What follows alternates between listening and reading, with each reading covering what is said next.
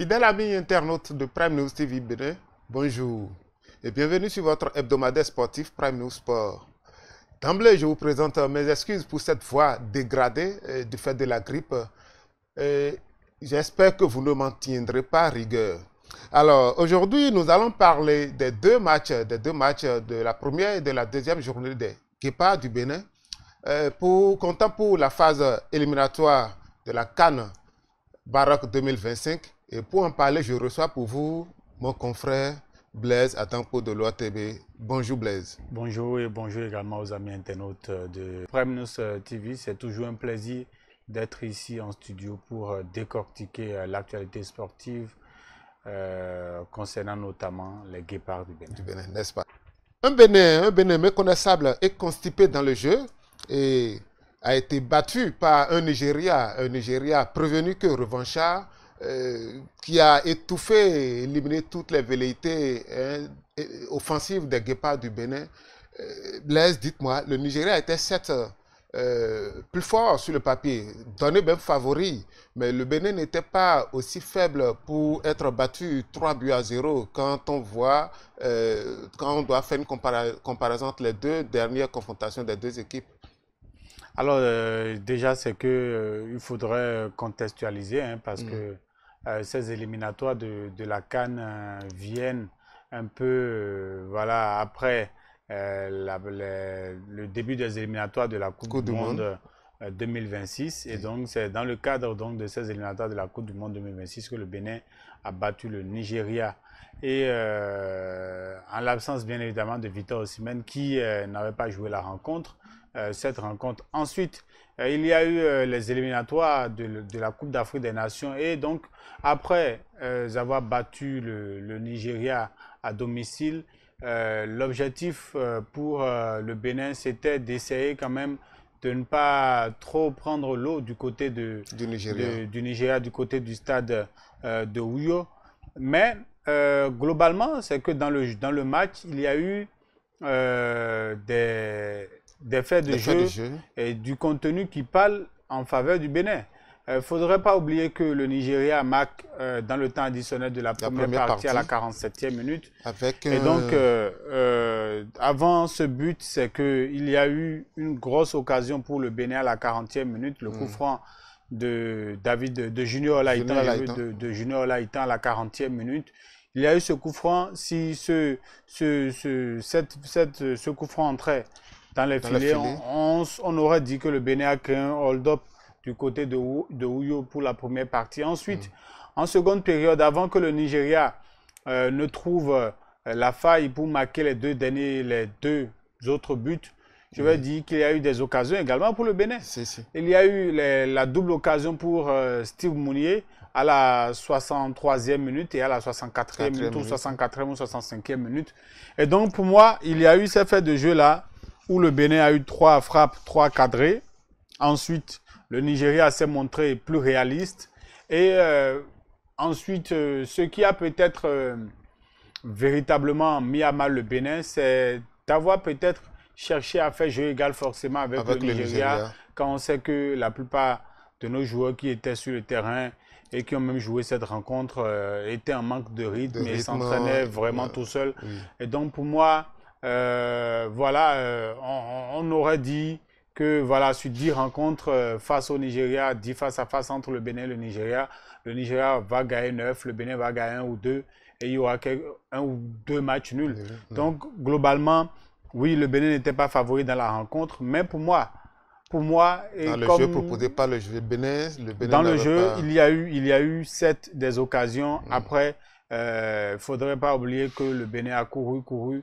Et quand vous êtes un joueur, vous recevez un coup de massure juste avant la mi-temps.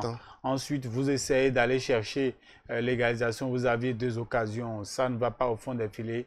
Après, si ça ne marche pas, c'est que forcément, vous avez fait des efforts physiques qui vont après profiter à l'adversaire. C'est ce que le Nigeria a fait et a su, disons, avec l'entrée de Victor Osimhen, marquer ce but du break 6 minutes seulement après l'entrée de Victor Osimhen dans le jeu, 78e minute. Il aurait pu récidiver à la 80e minute, mais Marcel Dandino était également là et a fait également un très bon match. Oui. Et Lookman va s'offrir un doublé à la 83e minute. C'était la fin de match et souvent on est plus concentré comme il le faut, surtout quand vous êtes fatigué, à la recherche voilà, même d'un but au moins pour sauver l'honneur. Donc de toute façon, les éliminatoires pour le Bénin ne démarraient pas pour moi au Nigeria, ça démarrait plutôt à domicile. À domicile. Du côté du Félicia face à la Libye. Oui. Est-ce que le Bénin a, sur les phases offensives, a tenté quelque chose? Et on l'a vu, et vous l'avez soulevé, mais est-ce qu'au niveau de la défense, l'absence de Mohamed Tidjani ne s'est pas fait ressentir? Oui, forcément, il a manqué. Après, il n'est pas là. Il faut faire avec les hommes qu'on a. Et c'est sans le même Mohamed Tidjani que le Bénin a battu la Libye. Peut-être qu'on va me dire que la Libye, c'est pas c'est pas la même envergure d'adversaire pour l'équipe en face. Donc, pour moi, de toute façon, c'était sans Mohamed Tidjani. On a vu ce que ça donnait pour cette première rencontre. Peut-être également que la pression était trop pour notre équipe. On a voulu à un moment faire jeu égal, comme je le dis. Ensuite, on a vu l'équipe jouer sans Mohamed Tidjani face à la Libye. Donc, globalement, c'est que face aux Libyens, il n'y a pas eu cette grosse pression, ces occasions qui se sont multipliées ou ces différentes actions qui se sont multipliées sur la défense béninoise. On en a eu quelques-unes, mais les hommes qui étaient là, Cédric Rontondier, Olivier Verdon, ont su gérer. Mais pour moi, globalement... Puisque d'autant trouver le but de... Que ce soit Lookman, le premier but de Lookman ou le deuxième but, et celui de Victor Osimhen, trop facile. Mais la facilité, c'est pas ça. Là. Pour moi, ceux qui pensent que c'est la facilité, mais après, n'oublions pas, le facteur déterminant dans ce genre de match, c'est que nous sommes en début de saison, nous avons des joueurs, nos joueurs qui ne sont pas en club, qui ne jouent pas, qui ne sont pas dans le rythme qu'il faut.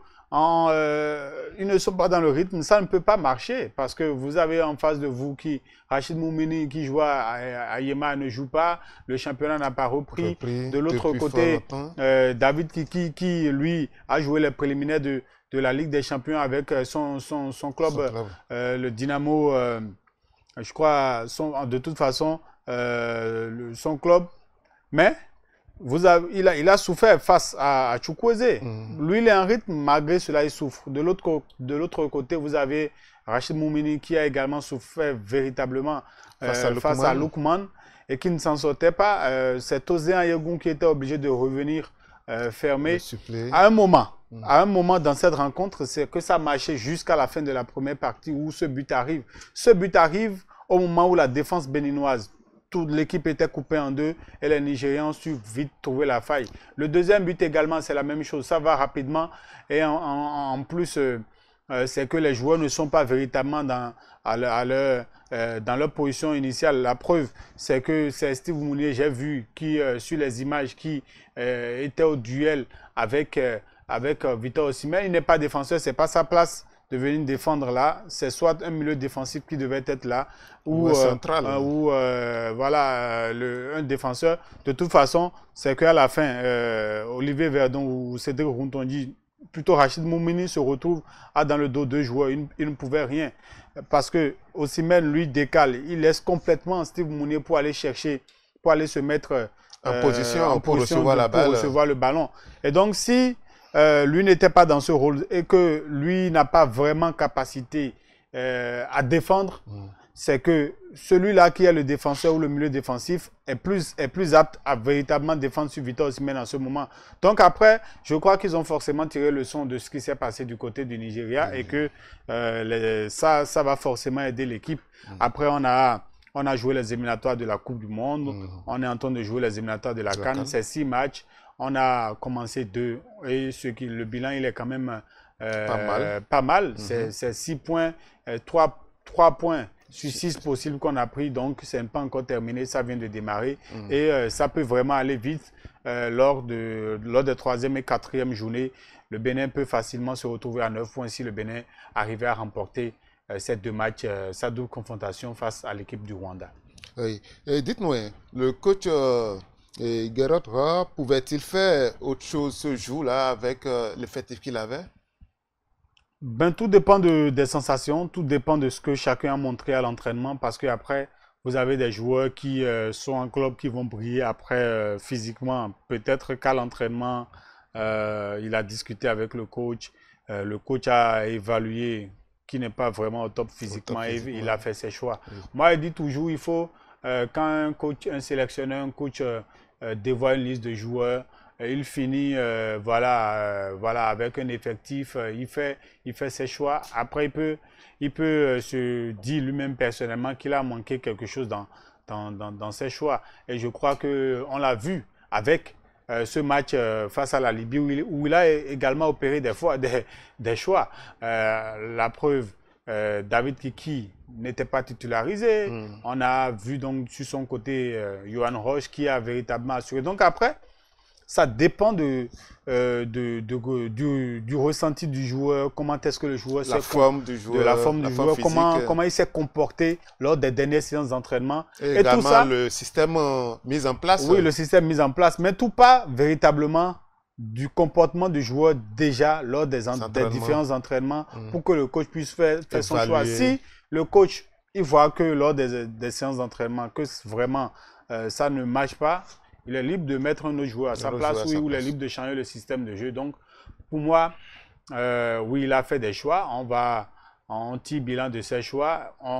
Le premier bilan qu'on tire du choix pour de ses choix pour le premier match, c'est que ça n'a pas marché. Ça aurait pu marcher, mais ça n'a pas marché. Et le bilan qu'on tire pour le deuxième match, c'est qu'on a vu une équipe béninoise qui a fait du bon dans le contenu. Le coach disait, hein, pour le paraphraser, que le Bénin n'avait pas des joueurs au top niveau pour concurrencer le Nigeria, que le Nigeria avait de grands joueurs dans de grands clubs, tout ce qui est le contraire du Bénin. Est-ce que cet assentiment, est-ce que cette pensée-là véhicule la confiance à ces joueurs ou bien est-ce qu'un coach devrait avoir ce genre de langage? On le sait, c'est un secret de polichinelle.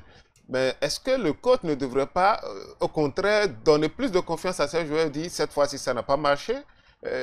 Pour les fois prochaines, nous l'avons fait une fois. Pour cette fois-ci, ça n'a pas marché. Nous allons le refaire une autre fois peut-être. Mais déjà dit que le Bénin ne pouvait pas rivaliser avec le Nigeria. Sous-entendu, hein, ces propos. Comment on peut interpréter ça? Moi, je donne raison au coach. Je donne raison au coach simplement parce que le Bénin, on ne rivalise pas avec le Nigeria. C'est pas le Bénin battre le Nigeria, comme je le disais, sur 10 matchs, on va peut-être gagner une seule fois. On va peut-être gagner une seule fois et je suis péremptoire. Quel que soit le système qu'on mettra en place, on va gagner peut-être une seule fois. N'oublions pas que c'est face à ce même Nigeria qu'on a été éliminé pour la CAN. Oui. Et on jouait ce match à domicile. Et malgré le match qu'on fait, c'est qu'on perd le match. Face à des Nigériens qui étaient titulaires dans le club. Moi, je reste assez péremptoire en disant que le grenier de joueurs que le Nigeria a, le grenier de joueurs de qualité que le Nigeria, le Bénin n'est pas au même niveau que le Nigeria. On ne peut pas faire la comparaison. Notre sport, notre football n'est pas au même niveau que le football du Nigeria. Mais le football n'est pas mathématique. On a vu mais aujourd'hui, la donne a changé. Et puis la donne a changé. La donne a changé plutôt de... Oui, c'est pourquoi je parle de miracle. Vous pouvez créer le miracle sur 10 matchs, vous gagnez une seule fois. Sur 10 matchs, le Bénin va gagner une seule fois. Malgré l'équipe qu'on va présenter. Avant, c'était avec Michel Dussuyer. On a été éliminé. On a perdu quoi 1-0 au bout du bout, à la 92e minute ou 93e minute. Cette fois-ci, face au Nigeria, on encaisse en fin de première partie. Ça voudra dire qu'à un moment, vous avez des joueurs qui sont capables d'accélérer le rythme. Il ne faudrait pas oublier que le Nigeria est quand même demi-finaliste, un vice-champion d'Afrique, battu par la Côte d'Ivoire. Et quand vous jouez, par exemple, le Sénégal, la Côte d'Ivoire, les deux derniers champions d'Afrique, et vous allez jouer l'équipe du Nigeria, c'est que vous avez pris de la confiance. On n'a plus ce genre de match amical avant donc ces journées FIFA. Et c'est même là le gros danger. Les 2 matchs amicaux face au Sénégal, face à la Côte d'Ivoire, ont permis à nos joueurs de prendre véritablement de la confiance avant d'aller affronter le Nigeria. On a vu que ça a été très positif. Malheureusement, pour ces journées, pour ces 2 journées FIFA où on joue les éliminatoires de la Coupe d'Afrique des Nations, c'est que c'est allé vraiment très vite.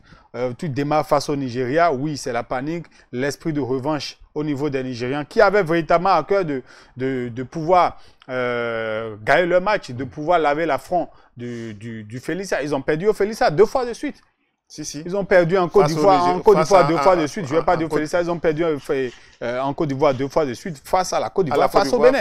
Et sur le même score, 2-1 chaque fois. Donc, après, il y a forcément l'affront que cette équipe du Nigeria, des Super Eagles, veut donc laver. Et le match s'est joué à Uyo, même si vous mettez tout en œuvre, ce n'est pas la même équipe. Et c'est souvent difficile ce genre de match. C'est pourquoi moi je parle de miracle. On ne va pas me dire le Bénin veut jouer face à la France, petite équipe. Ouais, on n'est pas favori face à la France. Les joueurs, ce n'est pas le même calibre. Les joueurs ne sont pas du même niveau. On va finir par perdre ce match. Tu veux jouer face à l'Espagne, tu veux jouer face à l'Égypte, face à l'Algérie, tu veux jouer face à la Tunisie. Tu vas finir par perdre ce genre de match parce que face à toi, tu as un adversaire qui a des joueurs de qualité. Mais nous aussi, on a des joueurs de qualité. À la seule différence que les autres, les équipes adverses ont des joueurs qui ont du rythme, qui sont au point physiquement. Ok. Donc vous aurez compris, on ne voudrait pas faire l'analogie avec les équipes comme le Cap-Vert, par exemple, qui, je vous aurais compris, hein, le Cap-Vert qui était toute une petite équipe, considérée comme toute une petite équipe en Afrique, mais qui aujourd'hui se fait respecter. Oui, mais c'est une équipe qui travaille. Vous avez ces pays, le Cap-Vert, vous avez dans les championnats l'Éthiopie, vous avez... Oui, c'est ça la différence. On est en train de parler des équipes qui aujourd'hui sont en train de flamber. Le Zimbabwe, le Mozambique. Moi, j'ai eu la chance d'aller au Mozambique. Quand vous prenez l'effectif de cette équipe du Mozambique, vous avez des joueurs qui évoluent en première division au Portugal, en première division en Espagne, même également dans d'autres championnats. Et qui sont toujours titulaires et qui enchaînent les matchs. Quand vous venez jouer face à ce genre de joueurs, c'est qu'à un moment, ces joueurs ils sont capables d'accélérer le rythme, comme Gatamo, d'accélérer le rythme et d'aller marquer un but. Et quand ça, c'est que dans ce genre de match, quand l'adversaire sait bien évidemment qu'il est plus en forme que vous, qu'il est plus dans le rythme que vous, lui va mettre à un moment le coup d'accélérateur. Et c'est que quand ça va aller vraiment vite, vous ne pouvez plus tenir. Et c'est ce qui est véritablement arrivé au Bénin face au Nigeria. On a fini par laisser des espaces à cause de tout l'effort physique qui a été fait pour tenter de revenir d'égaliser. Et après, on s'est fait avoir parce qu'on a laissé des espaces dans notre dos qui a profité aux Super Eagles du Nigeria. Ah, d'accord. Et pour la seconde rencontre, hein, après cette déconvenue, les Guépards se devraient de reprendre leur chance en main face à l'équipe de la Libye. Les Béninois qui jouaient en terre ivoirienne depuis un bon moment ont failli faire mentir la légende naissante qui raconte que l'herbe est verte en Côte d'Ivoire. Déjà, pour ce match, d'entrée, ils ont été surpris à la 9e minute par un penalty accordé aux Libyens qui a été converti à la 9e minute par le capitaine Faisal Al-Badri. Et ce fait de jeu, malheureux pour le Bénin, n'a émoussé guère les ardeurs des poulains de Gerard Kroh. Ils ont étouffé l'adversaire, on peut le dire sans jambage. Ils ont étouffé l'adversaire avec un football presque total, où ce qui a permis aux Béninois de revenir au score grâce à un centre magique de Junior Olaïtan que Steve Mounier a retrouvé au deuxième poteau et a marqué à la 50e minute. Et puis, 10 minutes plus tard, une faute dans la surface où Mounier a été bousculé par un défenseur libyen. L'arbitre n'a pas hésité à montrer le point de pénalty. Junior Olaïtan s'est chargé de convertir cette faute-là, 2-1, le Bénin qui a réussi à faire le remontada. Ce qui a plu dans cette rencontre, ce n'est pas le score au-delà du score, le jeu plaisant que le Bénin a eu à produire. On se demande, hein, y a-t-il une explication pardon, au jeu rayonnant que le Bénin produit en Côte d'Ivoire et non sur ses propres installations? Ça fait 2 fois de suite, hein, déjà. Oui, mais 2 fois de suite. Moi, déjà pour revenir à ce match, c'est que oui, on a essayé de faire une remontada. Peut-être que pour beaucoup, le penalty n'aurait pas à être du sifflet, mais de toute façon, c'est à l'avantage. Lequel le Libyen Non, le penalty béninois. Le penalty béninois, okay. béninois pour le but du 2-1. Le penalty libyen, c'est une erreur de jeunesse Imran Hassan. Oui. Imran Hassan, le joueur était tout seul dos au but. Il aurait pu faire autrement que de créer ce penalty. Oui, certes, on a déjà vu le Bénin revenir dans des situations un peu plus que ça, face au Nigeria notamment, où le Bénin était mené, revenir dans la partie. Et pour moi, ce qui est déjà bien dans ce genre de match, c'est le contenu de jeu proposé par les Guépards. Ça voudra dire que c'est une équipe qui est capable de réagir. C'est une équipe qui est capable de marquer des buts, de proposer le jeu. Maintenant, il ne faudrait pas oublier qu'on a joué face à une équipe libyenne. Quand elle a marqué, elle a commencé à chercher à garer le bus. C'est ça davantage qui a permis au Bénin de développer son jeu, de pouvoir mettre véritablement en place son jeu et de pouvoir permettre de voir nos jeunes joueurs. Maintenant, sur le fait de jouer en Côte d'Ivoire ou ce soit ici, moi je crois que tout dépend. Après, on a une forte communauté béninoise en Côte d'Ivoire. Et quand vous quittez le Bénin, vous allez en Côte d'Ivoire, vous croyez toujours au Bénin.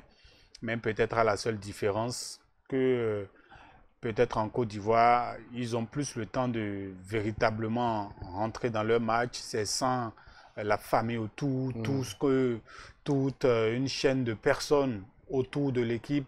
Ici, c'est véritablement qui lazade les murs, tout ça. Et donc, ça, le match se prépare véritablement sans grosse pression. Et donc, on a le temps de véritablement mettre le point sur les i pour chaque joueur. Donc, pour moi, oui, c'est bien, mais ça, il ne faudrait pas que ça perdure. Il ne faudrait pas que ça perdure. La Côte d'Ivoire a joué la plupart de ces matchs des éliminatoires de la CAN, qu'elle a d'ailleurs organisé chez nous, ici au stade général Mathieu Kérékou. Aujourd'hui, notre stade n'est pas aux normes. Le gouvernement fait de son effort pour revenir aux normes de la CAF et de la FIFA. Et donc, pour moi, à un moment, on va forcément revenir ici. Et si on ne va pas passer tout le temps à faire plus de voyages à l'extérieur pour pouvoir accueillir nos matchs, ça fait plus de dépenses. Et ça use également. Et ça use également. À la fin, vous avez des supporters qui vont faire quoi?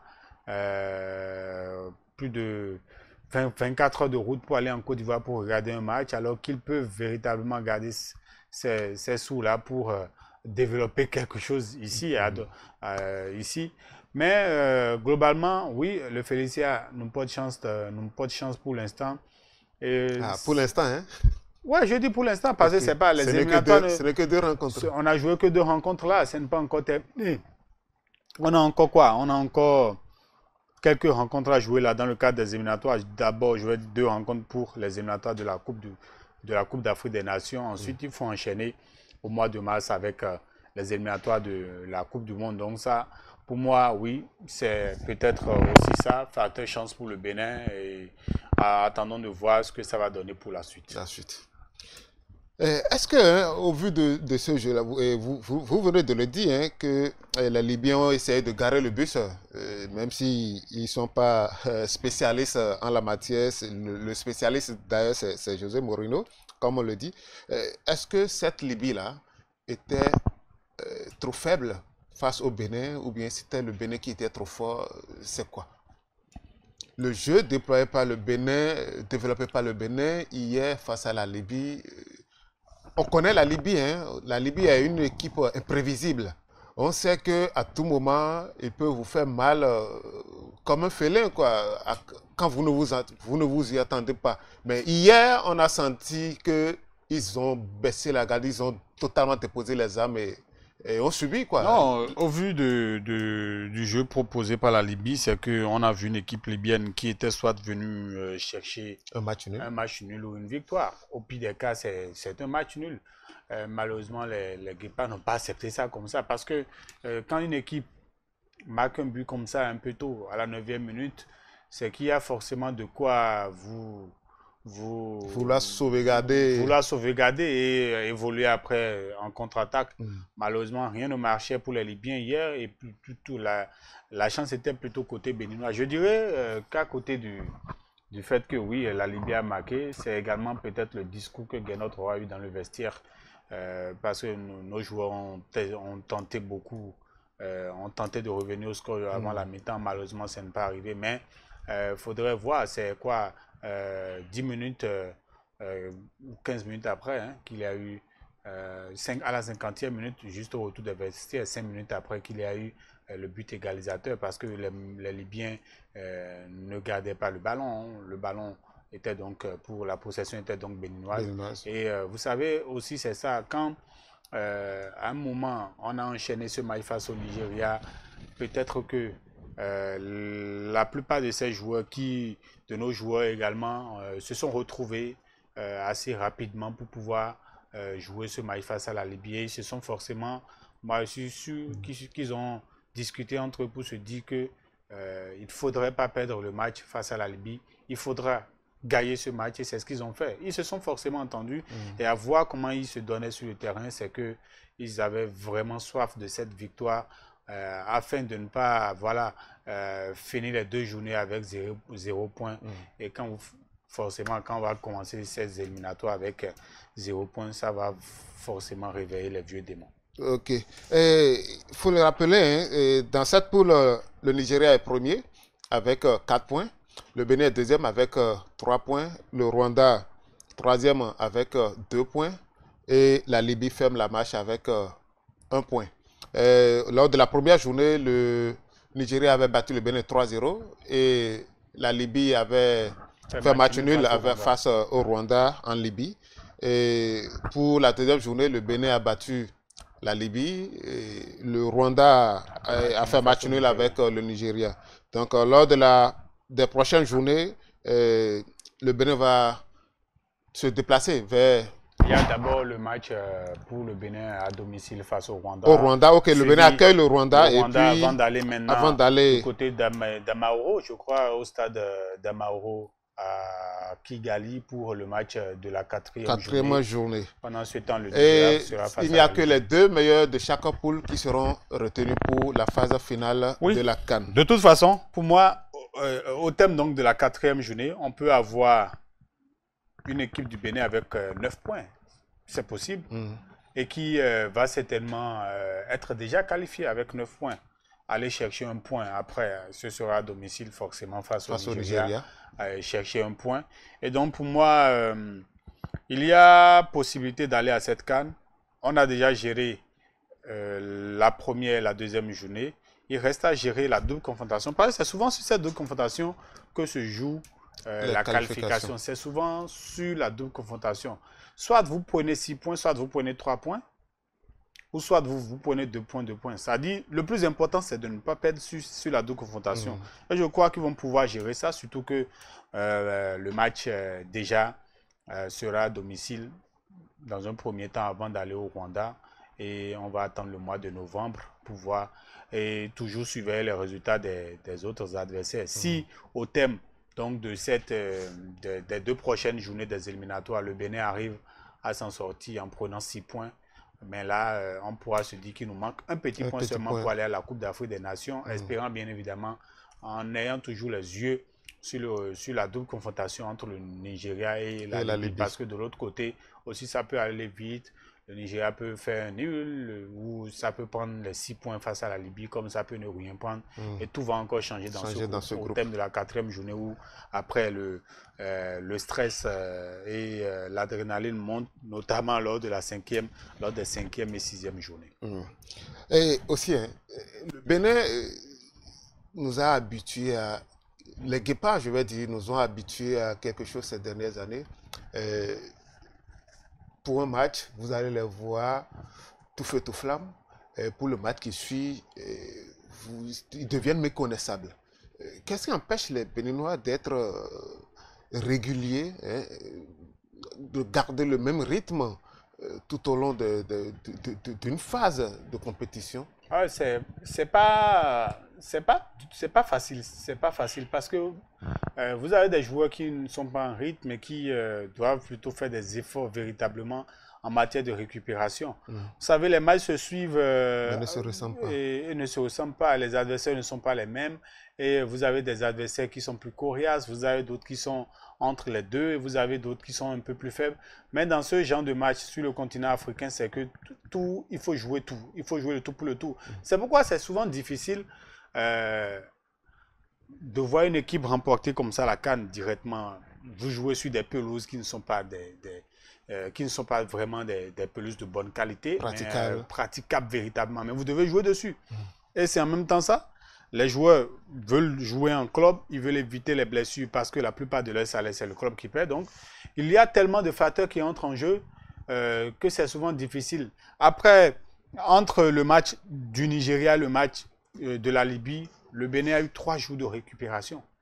Alors, on a joué le samedi. Dimanche, samedi après la rencontre, au petit matin, les joueurs étaient déjà donc dimanche du côté d'Abidjan. Dimanche, lundi, ça fait donc 2 jours de récupération. C'est assez faible, normalement. C'est au moins 3 jours. Disons 112 heures, normalement. Malheureusement, c'était presque les 112 heures. Ça n'a pas fait les 112 heures. Donc, après, il faut enchaîner. Donc, il y a ces aspects, mais la récupération, elle est très importante.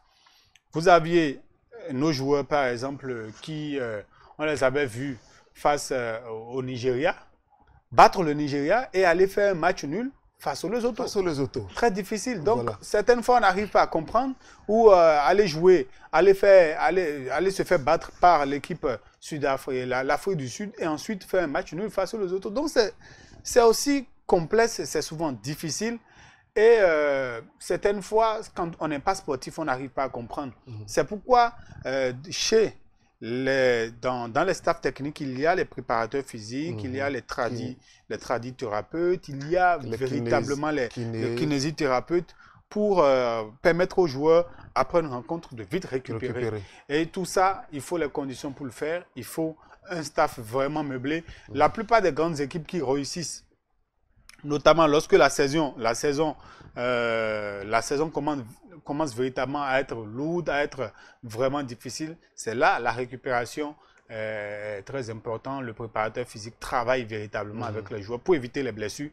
C'est ce qui fait vraiment mal à un joueur, hein, surtout quand il est dans une ascension fulgurante de sa carrière. Et après, il doit chuter brutalement à cause d'une petite blessure. Même si c'est un mois, même si c'est 2 semaines, ça fait souvent très mal. Alors, nous allons finir et annoncer une rencontre pour ce week-end. Dadia FC, nous en avons parlé ici. Dadia FC qui va jouer sa deuxième tour le samedi prochain, le deuxième tour préliminaire. Voilà.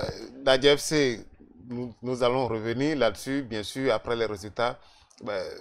Est-ce qu'il y a déjà dans les coulisses des préparations, est-ce qu'il y a quelque chose qui se peaufine, vous connaissant dans les arcanes ce que je peux déjà dire, c'est que l'équipe de Dadia, dans le cadre de cette rencontre, a joué un match amical face à l'Asco Kara. Asco Kara, qui est également qualifié, qui joue la Ligue des Champions, le second tour préliminaire de la Ligue des Champions. Donc qualifié, l'équipe s'est bien comportée dans cette rencontre, même si elle a fini par perdre la rencontre de 2-1. Elle a vite mené grâce à Blaise Selassie qui a marqué également un taux dans la rencontre. Et l'entraîneur de cette équipe a quand même opéré des changements parce que des remplacements pour tester le niveau des nouvelles recrues, parce qu'il y a des nouvelles recrues dans l'équipe. Au moins 6 recrues, 3 défenseurs, je crois 2 défenseurs, 2 milieux et un attaquant également qui est un véritable buteur. Selon les informations données par le coach Yaya Kone. Yaya Kone qui a coaché l'équipe de l'AS Douanes du Burkina Faso. Il a également coaché d'autres équipes du côté du Niger. Et la preuve, du côté du Niger, on lui donnait un surnom, je crois la panthère, un surnom comme ça, ou le babu, je ne me rappelle plus très bien. Ça, c'est pour la petite anecdote. Mais de toute façon, c'est qu'il y a, Dadje s'est renforcé avec 6 recrues. Et l'équipe a livré un match amical dans le cadre donc, des préparatifs de cette rencontre face à la Renaissance sportive de Berkane. Oui, Dadje n'est pas favori dans cette rencontre, mais Dadje peut essayer d'aller créer la surprise.